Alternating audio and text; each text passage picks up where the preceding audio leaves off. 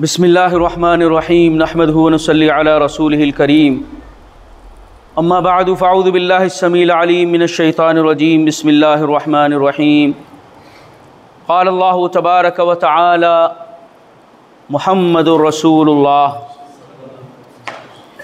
अल्लाह के अफ़ज़ल व करम से आज हमारा ये 87वां सबक है। कलमे रिसालत मुहम्मदुर रसूलुल्लाह सल्लल्लाहु अलैहि वसल्लम के सिलसिले में हमने तफ़सीली गुफ्तगू कर ली है। कलमे तय्यबा जैसा कि हम जानते हैं उसके दो अज्ज़ा हैं। पहला जुज़ उसका कलमे तौहीद से मुताल्लिक़ है, ला इलाहा इल्लल्लाह, और दूसरा कलमे रिसालत से मुताल्लिक़ है, यानी मुहम्मदुर रसूलुल्लाह। पहले जुज़ में कलमे तौहीद में अल्लाह ताला की उलूहियत का इक़रार हम करते हैं, उस पर ईमान लाते हैं और इसकी गवाही देते हैं, ज़बान से इक़रार करते हैं, दिल में यकीन करते हैं और आमाल से उसके मुताबिक अमल करने की कोशिश करती हैं। इसी तरीक़े से दूसरा जो जुज़ है कलमे रिसालत मुहम्मदुर रसूलुल्लाह, इसमें बात यह कही गई है कि मोहम्मद सल्लल्लाहु अलैहि वसल्लम अल्लाह के रसूल हैं। तो अब तक की जो हमारी गुफ्तगू हुई है मुहम्मदुर रसूलुल्लाह के सिलसिले में, सिर्फ रसूल पर हमने अब तक गुफ्तगू की है बस, और उसका खुलासा ये आपके सामने मौजूद है। तकरीबन ये आज हम उसका कंक्लूज़न देख रहे हैं। जो हमने 23-24 असबाक में जो कुछ हमने देखा है, पढ़ा है रसूल के ताल्लुक़ से, रिसालत के ताल्लुक़ से, चाहे उमूमी रिसालत हो या फिर मोहम्मद सल्लल्लाहु अलैहि वसल्लम के ताल्लुक़ से आप रसूल हैं, तो आपके साथ जोड़ करके हमने रिसालत को देखा है। तो तकरीबन इसमें 23-24 आपके असबाक बनते हैं। आज उनको खुलासे के तौर पर देख लीजिए कि क्या कुछ हमने इस सिलसिले में देखा है, क्योंकि यहाँ पर अब इंशाअल्लाह इसको हम मुकम्मल करते हैं रसूल के तज़किरे को। सबसे पहली चीज़ हमने रसूल के सिलसिले में ये जानने की कोशिश की थी कि लिमाज़ा बअसल्लाहु अर्रसुल, अल्लाह ताला ने रसूलों को भेजा क्यों।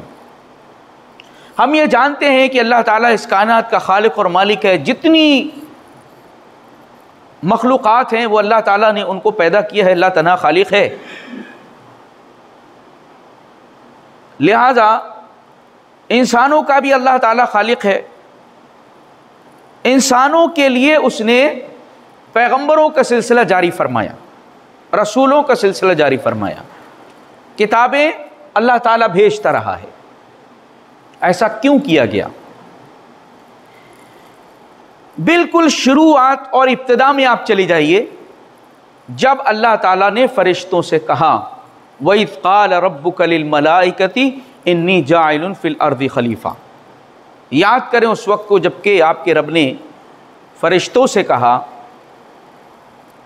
कि मैं ज़मीन में खलीफा बनाना चाहता हूँ। ये इब्तिदा हो रही है इंसान की पैदाइश और उसके वजूद में आने से पहले की गुफ्तगू, सबसे इब्तिदान गुफ्तगू है ये।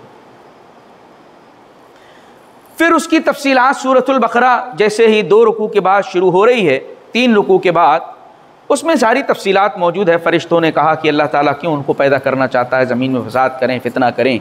हम तेरी तस्बीह और हम बयान करने के लिए काफ़ी हैं। अल्लाह ताला ने फिर उनका इम्तहान ले लिया। आदम अलैहिस्सलाम को चीज़ों के नाम सिखाए और फ़रिश्तों के सामने पेश किया, नहीं जवाब दे सके। अल्लाह ने फिर आदम अलैहिस्सलाम के लिए हुक्म दिया कि फ़रिश्तों तुम सजदा करो, और सजदे के साथ ही आदम अलैहिस्सलाम की बरतरी को साबित कर दिया गया। फिर आदम अलैहिस्सलाम को जन्नत में रखा गया। वहाँ उनका टेस्ट हुआ कि तुमको फला दरख्त के करीब नहीं जाना, बाकी सब जगह जाओ, जो खाना है, जहाँ रहना है, सहना है, कुछ भी तुमको करना है करो, लेकिन फला दरख्त के करीब नहीं जाना। फला तक़रबा हाज़िहि शजरत फ़तकून मिनज़-ज़ालिमीन, बता दिया कि ज़ालिमों में से हो जाओगे, उसके करीब नहीं जाना। लेकिन शैतान जिस चीज़ से रोका जाता है उसी के करीब लेके जाता। रोका क्यों? भाई पूरी जन्नत ही नहीं जाते वहाँ, लेकिन क्यों? इंसान की आजमाइश होना है। वो जो आजमाइश जन्नत में क्या हुई, ये बनी नौ इंसान या बनी आदम की आजमाइश का पूरा वजह ही बन गई। दुनिया में भेजा ही इसीलिए गया कि आजमाइश अब होनी है तुम्हारी, चलो अब दुनिया में भेज दिया गया आदम अलैहिस्सलाम को। उस वक्त अल्लाह ताला ने वादा फरमाया था। ये मैं इस बात पर गुफ्तगू कर रहा हूं कि अल्लाह ताला ने रसूलों को भेजा क्यों, क्या वजह है रसूलों को भेजने की। उस वक्त वादा ये फरमाया, फ़इम्मा यातियन्नकुम मिन्नी हुदन, जब भी मेरे पास से तुम्हारी तरफ हिदायत आए, फमन तबिआ हुदाया फला खौफुन अलैहिम वला हुम यहज़नून, तो जो भी मेरी हिदायत की पैरवी कर लेगा उसको कोई खौफ व गम नहीं होगा। दूसरी जगह फरमाया कि फमन इत्तबा हुदाया फला यदिल्लु वला यशक़ा, जो भी मेरी हिदायत की पैरवी कर लेगा वो कभी गुमराह नहीं होगा और कभी भी नामुराद नहीं होगा। तीसरी जगह फरमाया फ़इम्मा यातियन्नकुम रुसुलुम मिनकुम यक़ुस्सून अलैकुम आयाती, जब भी मेरी जानिब से तुम्ही में से रसूल आए।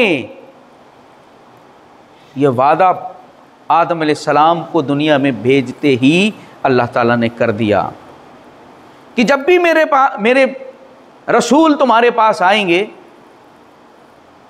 और जिस शख्स ने फमन इत्तका व असलह फला खौफुन अलैहिम वला हुम यहज़नून, जिसने परहेज़गारी इख्तियार कर ली, इस्लाह कर ली, फिर उसके लिए कोई खौफ व गम करने की ज़रूरत नहीं, डरने की ज़रूरत नहीं। यह वादा अल्लाह ताला ने उस वक्त फरमाया था। आदम अलैहिस्सलाम को चूँकि ज़मीन में अल्लाह ने खलीफा बनाया, खलीफा का मतलब ये नहीं नायब बना करके भेज दिया, खलीफा का मतलब है कि यके बाद दीगरे इनकी नस्ल चलेगी, नस्लन दर नस्ल ये आगे बढ़ते रहेंगे, एक दूसरे के जानशीन होते रहेंगे। बाप के बाद बेटा, बेटे के बाद फिर उसका बेटा, उसके बेटे के बाद उसका बेटा, बेटा, ये सिलसिला चलता रहेगा। आदम अलैहिस्सलाम को चूंकि इसी मकसद से पैदा किया गया था, आपकी औलाद को फैलाया गया दुनिया के अंदर। और एक वादा अल्लाह ताला ने और लिया, वहाँ पर इकरार कराया था। इसकी चीज़ की गुफ्तगू हमने कलमे तौहीद के सिलसिले में जब बात की थी तो उस वक्त हमने जिक्र किया था। क्या वादा किया था? वादा क्या, वहाँ पर इम्तहान लिया था आदम अलैहिस्सलाम की तमाम औलाद से रूहों की शक्ल में। वही अख़ज़ रब्बुका मिन बनी आदम मिन ज़ुहूरिहिम ज़ुर्रिय्यतहुम व अशहदहुम अला अनफुसिहिम अलस्तु बिरब्बिकुम क़ालू बला शहिदना अन तक़ूलू यौमल क़ियामति इन्ना कुन्ना अन हाज़ा गाफ़िलीन। अल्लाह ताला ने आदम अलैहिस्सलाम की ज़ुर्रियत को उनकी पुश्त से निकाला, उनकी रूहों को, और उनसे इस बात की गवाही ली कि अलस्तु बिरब्बिकुम, क्या मैं तुम्हारा रब नहीं हूँ? तो सब ने कहा बला रब्बिना, क्यों नहीं है हमारा रब, तो हमारा परवरदिगार है, हम इस बात की गवाही देते हैं। अल्लाह ने फरमाया कि अन तक़ूलू यौमल क़ियामा, अब क़यामत के दिन देखो तुम्हारा यहाँ मामला हो रहा है, अभी वजूद तुम्हें दिया नहीं गया है, जिस्म नहीं दिया गया, लेकिन वादा तुमसे क़यामत का ही है। क़यामत के दिन ये नहीं कहना कि हम गाफिल से थे इससे, आओ तक़ूलू इन्नमा अशरका आबाउना मिन क़ब्लु व कुन्ना ज़ुर्रियतम मिन बादिहिम अफ़तुहलिकुना बिमा फ़अलल मुब्तिलून, और ये भी नहीं कहना कि अल्लाह तू हमें हमारी ज़ुर्रियत या हमारे आबा व अजदाद की वजह से हम उनकी ज़ुर्रियत हैं, उनके शिर्क करने की वजह से हमें हिलाक कर देगा, तो ये भी नहीं कहना। लिहाजा गाफिल भी नहीं होना है और अपने आबा व अजदाद का हवाला दे करके आँख बंद करके उनके पीछे चलना भी नहीं है। इस बात का इंतज़ाम अल्लाह ताला ने रसूलों को भेज करके कर दिया। पहले वादा फरमाया, यहाँ पर इम्तहान लेने के बाद अल्लाह ताला ने कहा कि देखो इससे गफलत सही नहीं है। फिर कुरान मजीद के अंदर अल्लाह ताला ने एक और अंदाज से बात बयान फरमाई रसूलों की बेइज्जत के ताल्लुक़ से, कानन नासु उम्मतन वाहिदतन, लोग एक ही उम्मत थे, एक ही अकीदे पर कायम थे, एक ही दीन पर कायम थे, आपस में मुत्तहिद थे, फ़ख्तलफ़ू, इख्तलाफ कर बैठे, इख्तलाफ हो गया, अल्लाह ताला की इबादत को छोड़ करके दूसरों की इबादतें होने लगी, लोग आपस में एक दूसरे से बढ़ चढ़ कर अपनी बरतरी साबित करने लगे, इख्तलाफ हो गया, टकराव हुआ लोगों में। फिर क्या किया अल्लाह ताला ने इसका सॉल्यूशन? फ़बाअसल्लाहु नबिय्यीन मुबश्शिरीन व मुनज़िरीन, अल्लाह ने रसूलों को मबूस फरमाया, नबियों को भेजा कि इनके इख्तिलाफ का खात्मा होना चाहिए, इनके अकीदों की इस्लाह होना चाहिए। अल्लाह का चूँकि वादा था कि अल्लाह ताला अपने बंदों की इस्लाह के लिए पैगंबरों को भेजता रहेगा और हिदायत को भेजता रहेगा, इसलिए अल्लाह ताला मुसलसल व इम्मिन उम्मतिन इल्ला खला फीहा नज़ीर, कोई उम्मत ऐसी नहीं गुजरी जिसमें रसूल ना आया हो। वलिकुल्लि कौमिन हाद, हर कौम के लिए एक हादी और रहनुमा हमने भेजा। इस तरीके से अल्लाह ताला ने इंतज़ाम फरमाया ताकि उस अहद को इंसान भूल ना जाए, उससे गाफिल ना हो जाए और अपनी हिदायत का वो इंतज़ाम, अपने कामयाबी का इंतज़ाम वो कर ले अल्लाह की हिदायत को पा करके। लिहाजा रसूलों का सिलसिला इसी मकसद से अल्लाह ने जारी फरमाया। एक हेडिंग तो हमारी ये थी, जो कुछ हेडिंग्स जो यहाँ पर नहीं है क्योंकि जगह नहीं है हमारे पास, हमने जो देखी है पहले पढ़ चुके हैं। एक थी हाजतुन नास इला रसूल, क्या वाकई में इंसानों को रसूल की ज़रूरत है? इसको भी हमने देखा था। ज़रूरत है, क्यों है ज़रूरत? अल्लाह ताला कुरान में फरमाता है वमा खलक़तुल जिन्ना वल इंसा इल्ला लियअबुदून, मैंने जिन्नात और इंसान को अपनी इबादत के लिए पैदा किया है। सवाल ये पैदा होता है कि इबादत कैसे करें? इबादत क्या है, ये कैसे मालूम होगा? इसलिए हमें ज़रूरी है कि एक हादी और रहनुमा हो जो हमारी रहनुमाई करे। एक मॉडल और नमूना हमारे सामने होना चाहिए जिसको देख करके हम उसके मुताबिक अपने अमाल को अंजाम दें और इबादत करें। भाई इबादत कोई ऐसी चीज़ तो नहीं है जो चाहा जिसको अच्छा लगा वो अपनी मर्ज़ी से करता रहा। आपको जो अच्छा लगा आप करते रहे, इनको जो अच्छा लगा ये करते रहे। अल्लाह की इबादत करनी है तो अल्लाह ताला के हुक्म के मुताबिक होगी ना। अल्लाह जिस तरीके से चाहता वैसे होगी, तब अल्लाह कबूल फरमाएगा। तो रसूलों को आने की ज़रूरत है और लोगों को हाजत और ज़रूरत इस बात की है कि रसूल उनके पास आएँ। एक हेडिंग और है जो इसमें नहीं है, फ़राइज़ुल अंबिया, अंबिया का काम क्या होता था, जिम्मेदारी क्या होती थी कि अल्लाह ताला के पैगाम को उसके बंदों तक पहुँचा दें। जो भी अल्लाह उनको पैगाम दे रहा है उस पैगाम को पहुँचाएँ और जो पैगाम नाजिल हो रहा है उस पर अमल करके दिखाएँ, उसकी तालीम दें लोगों को और अपने आप को एक अमली नमूना बन करके लोगों के सामने पेश करें। ये जिम्मेदारी पैगंबरों की रही। अब उसके बाद थोड़ा सा हमने और ख़ास करके ख़साइसुल अंबिया वर रसूल, रसूलों की खुसूसियतें क्या होती हैं। अब ठीक है, हमने ये जान लिया कि रसूलों को आना चाहिए, अल्लाह ने वादा फरमाया आएंगे, लेकिन रसूलों की खुसूसियतें क्या होती, कौन होते हैं आखिर? वो फरिश्ते होते हैं, जिन्नात होती है, इंसान होते हैं, कौन होते हैं? तो इस पर हमने एक पूरा सबक किया है, बशरियत और रसूल, रसूलों की बशरियत। रसूल बशर होते हैं, हमेशा इंसान होते हैं, औलाद आदम होते हैं। देखिए आदम अलैहिस्सलाम की पैदाइश से पहले ही जब अल्लाह ताला ने फरिश्तों से मशवरा बात रखी है फरिश्तों के सामने, और फिर आदम अलैहिस्सलाम को फरिश्तों के ऊपर फजीलत दी या नहीं दी? अब जाहिर सी बात है अंबिया इसी नस्ल में से आएंगे, आदम अलैहिस्सलाम की औलाद में से ही आएंगे, तभी इंसान को अशरफुल मखलूकात कहा जाता। इंसानियत को जो शर्फ मिला है वो पैगंबरों की बेइज्जत की वजह से मिला है। नबी इसके अंदर आते रहे लोगों की इस्लाह के लिए। सही मौक़िफ़ के मुताबिक जिन्नात में कोई रसूल अलग से नहीं आया, जो इंसानों के लिए वही रसूलों के लिए। वाज़े कोई दलील ऐसी मौजूद नहीं है। और फिर मोहम्मद सल्लल्लाहु अलैहि वसल्लम भी इसी इंसान औलाद आदम में से है, इसलिए इंसानियत को यह शर्फ मिला। ख़साइसुल अंबिया में क्या है कि रसूल इंसान होते हैं, पहली चीज़। दूसरी बात, इंसान तो सारे ही होते हैं, क्या फ़र्क है इनमें? इनके ऊपर वही नाजिल होती है, इन्नमा अना बशरुम मिस्लुकुम युहा इलैया।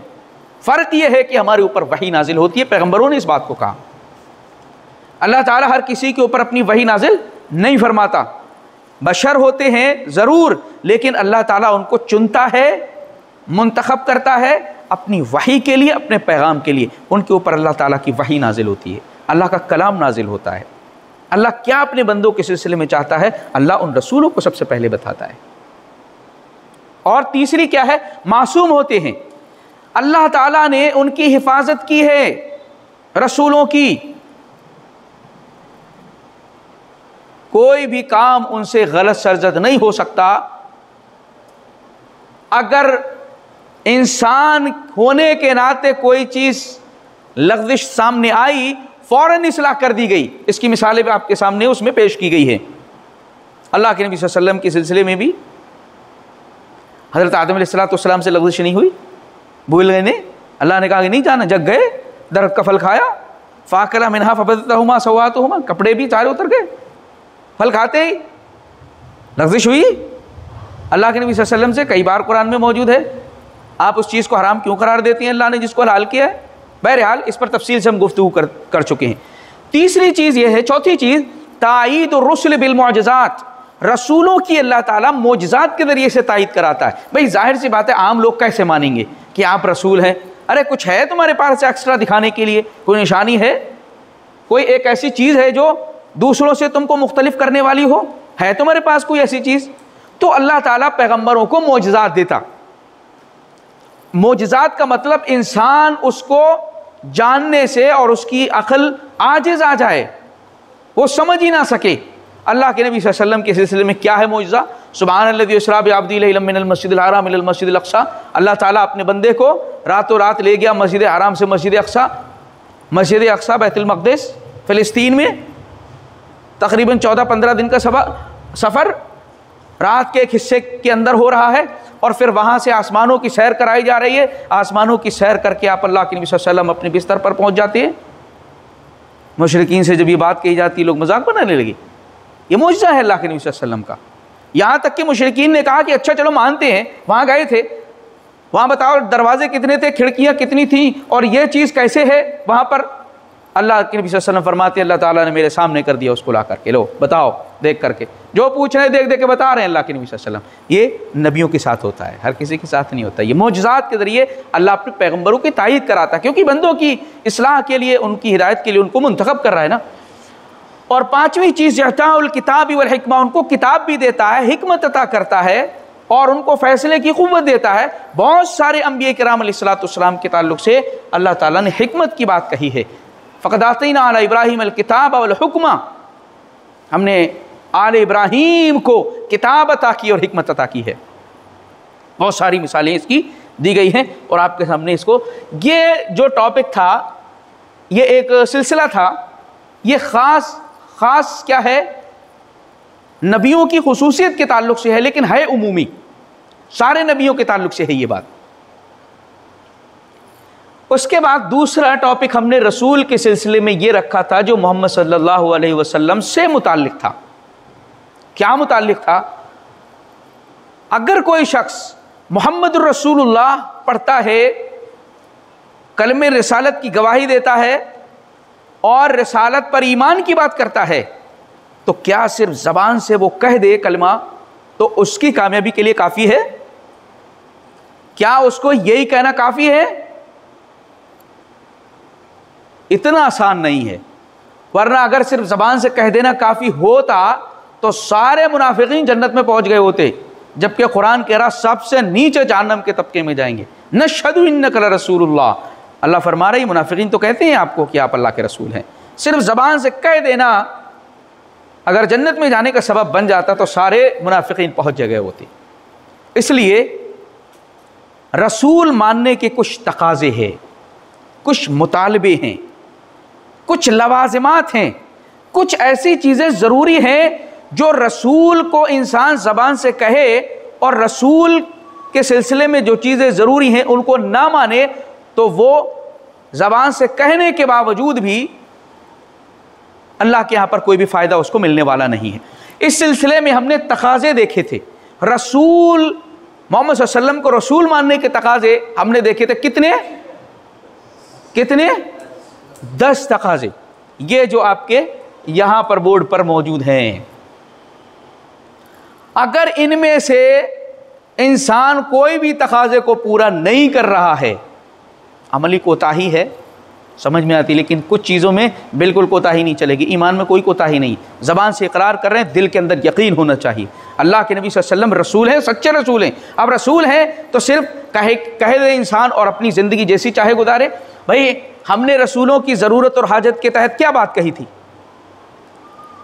रसूल इसलिए भेजे जाते हैं, इंसानों को रसूल की ज़रूरत इसलिए है कि अल्लाह ताला ने इंसानों की पैदाइश का मकसद जिक्र किया है कि वो मेरी इबादत करें। इबादत कैसे करेंगे ये पैगंबर बताएंगे।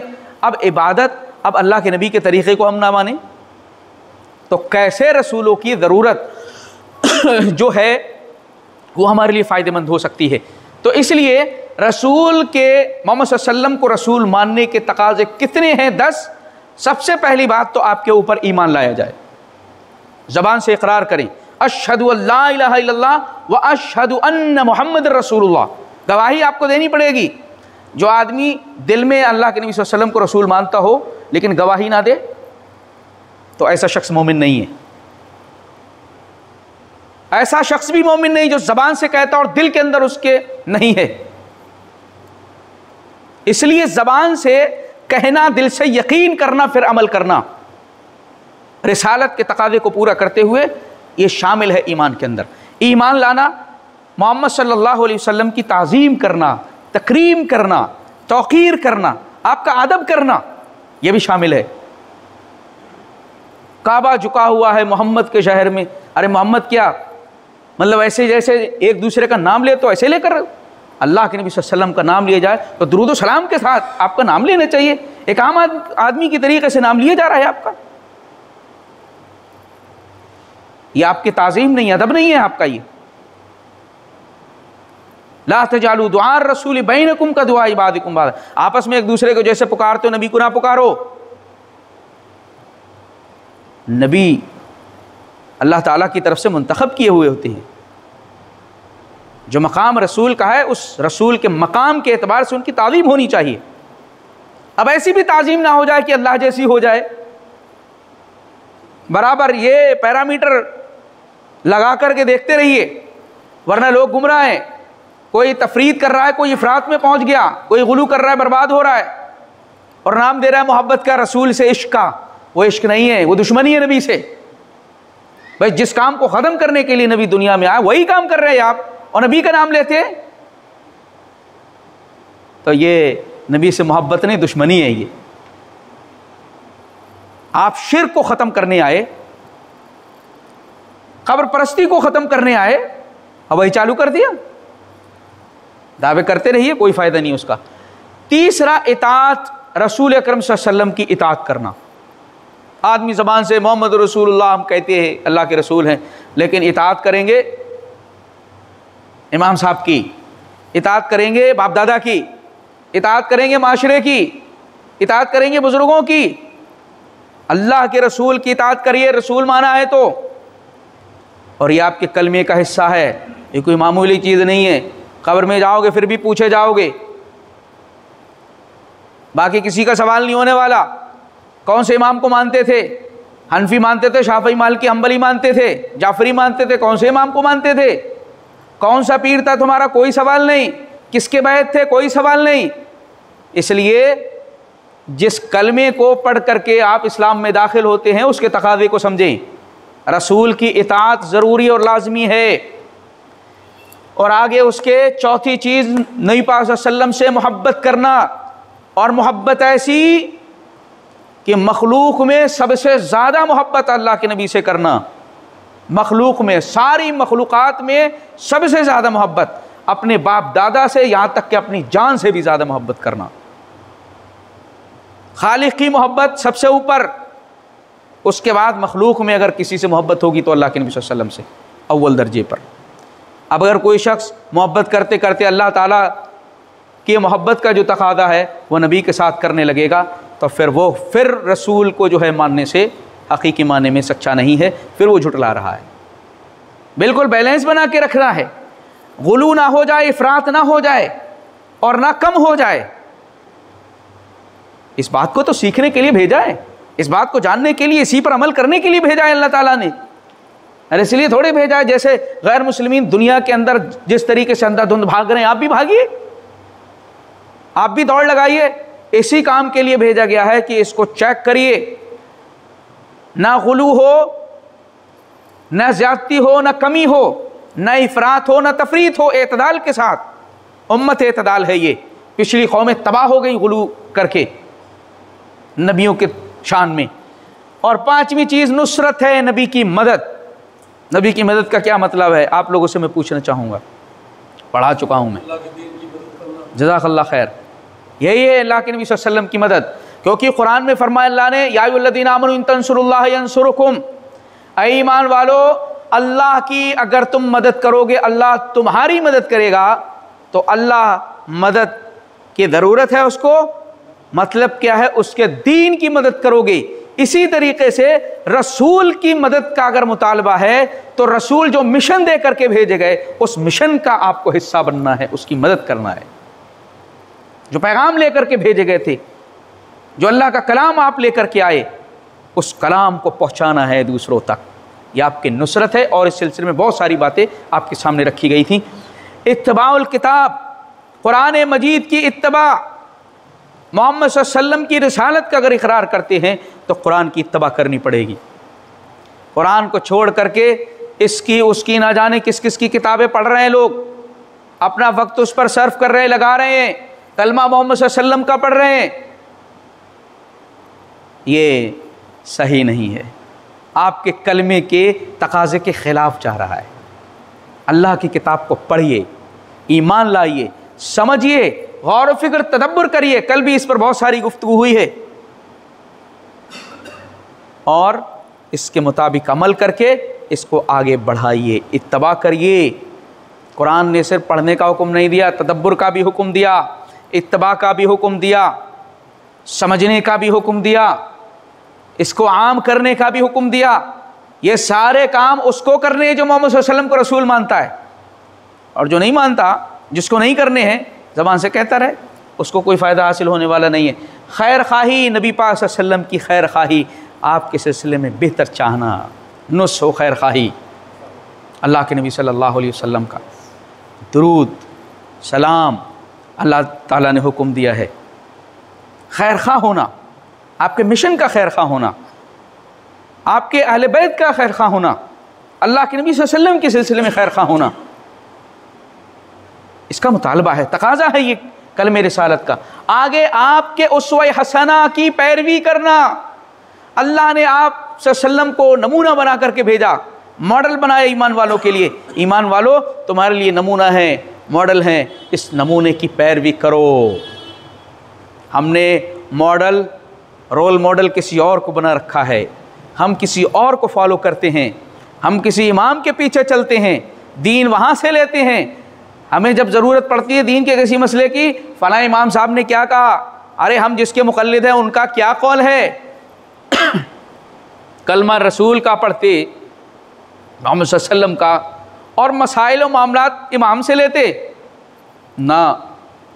रसूल की रिसालत के तकाज़े के ख़िलाफ़ है ये अमल कि आपको नमूना ना बनाया जाए। तबलीग, जो दीन अल्लाह के नबी सल्लल्लाहु अलैहि वसल्लम इस दुनिया के अंदर लेकर के आए, उसकी तबलीग करना, पहुँचाना। कितनी पब्लिक हमारे यहाँ पर मुल्क में रहती है, कितने लोगों तक अल्लाह का पैगाम पहुँचा रहे, खुद अपना होश नहीं है मुसलमानों को। हम क्या कर रहे हैं, क्या करना चाहिए, दूसरों की क्या फ़िक्र करेंगे, अपने बच्चों की फ़िक्र नहीं, घर वालों की फ़िक्र नहीं, दीन का क्या हाल है इनके। हुक्म यह है, इस दीन को जो नबी लेकर के आए पहुँचाइए। उदू इला सबील रब्बिक, दावत दीजिए अल्लाह के रास्ते की तरफ। वमन अहसनु क़ौलन मिम्मन दआ इलल्लाह, उससे बेहतर किसकी बात है जो अल्लाह की तरफ बुलाता है। बल्लिगू अन्नी वलौ आया, एक बात भी अल्लाह के नबी सल्लल्लाहु अलैहि वसल्लम की मालूम है तो पहुँचाओ उसको, अपने पास लेके मत बैठो, लोगों के कानों में ये बात पहुँचा दो, डाल दो। हिदायत अल्लाह के हाथ में, माने या नहीं माने अल्लाह हिसाब लेगा। रसूलों का काम भी यही था, इन्नमा अलैकल बलाग व अलैना हिसाब। ए नबी, आपका काम पहुँचाना है, हिसाब तो हम ले लेंगे इनसे। तो आपके लाए हुए दीन की तबलीग करना, इशाअत करना, उसको आम करना माशरे के अंदर, जहाँ मुसलमानों में खुराफात और बिदात, शिरकियात, जलालत और गुमराही फैली हुई है, उनके ख़िलाफ़ खड़े होना और सही दीन जो अल्लाह के नबी सल्लल्लाहु अलैहि वसल्लम लेकर के आए उसको पेश करना लोगों के सामने। और फिर आखिरी 10वां क्या है तकाजा, आप सल्लल्लाहु अलैहि वसल्लम का दिफा करना, आपके लाए हुए दीन का दिफा करना। लोग शुकूक व शुबहात पेश करें या नबी पाक सल्लल्लाहु अलैहि वसल्लम के ताल्लुक से बेजा किस्म की बेहुदा किस्म की बातें करें, आप पर इल्ज़ाम लगाएं, आपको दहशतगर्द कहें या आपको मुतशद्दिद कहें, तो इस किस्म की अगर कोई बात कहता है उसका जवाब दीजिए। जवाब कैसे देंगे उसका उस सिलसिले में हमने तफसील के साथ जिक्र किया था, क्या क्या हमको करना है। जो भी वसाइल हमारे पास है इत्मीनान के साथ, अमन शांति के साथ उनको अपनाइए। अजान के ख़िलाफ़ लोग जा रहे हैं, आप मस्जिदों के अंदर आना शुरू कर दीजिए। वो तो इसलिए अजान के ख़िलाफ़ जाते हैं कि 4 बजे अजान पढ़ रहे हैं, 4 आदमियों को आना है और पूरे मोहल्ले को जगा दिया। अगर सारे लोग वहाँ पर पहुँचते तो ज़बान से ये बात ही नहीं निकलती कि भाई अजान क्यों दे रहे हो तुम लोग, बरसों से सुनते चले आ रहा, आज क्यों एतराज़ कर रहे हैं। वजह यही है, मस्जिदें खाली पड़ी हुई हैं, खाली मुअज्जिन इमाम अजान लगा रहा है और वो इमाम आकर के पढ़ रहे, 1-2 आदमी और है, बस हो गया, पूरी बस्ती सो रही है। तो दिफा कैसे करेंगे? रोड पर डंडा लेकर के करेंगे? अपने अमल को दुरुस्त कर लीजिए, ये दिफा होगा। वरना जितने वो रास्ते से भटक रहे हैं, हमारे अमाल को देख करके भटक रहे हैं, सबका बवाल हमारे ऊपर आना है। अपना किरदार वो बनाए कि गैर इस्लाम से मुतासिर हो हमारे किरदार को देख करके, नहीं कि इस्लाम से भागे वो। ये दिफा नहीं है। अल्लाह के नबी सल्लल्लाहु अलैहि वसल्लम को रसूल मानने के ये 10 तकाज़े मैंने आपके सामने बयान किए हैं और कर चुका हूँ। 10 असबाब, इसका मतलब 5 घंटे तकरीबन आप तक पहुँच चुके हैं। इस हवाले से हमने तो सिर्फ इतना जमा खर्च समझ लिया है कि ज़बान से कह दिया ला इलाहा इल्लल्लाह मुहम्मदुर रसूलुल्लाह, काफ़ी हो गया। ये काफ़ी नहीं है। अल्लाह ने जो दीन अल्लाह के नबी को दिया उसी में इन चीज़ों का मुतालबा किया गया है। अगर इनको पूरा नहीं करते, कुछ ऐसे काम है जो इसके ख़िलाफ़ जाती है, उसको भी हमने देखा। और इसमें क्या देखा?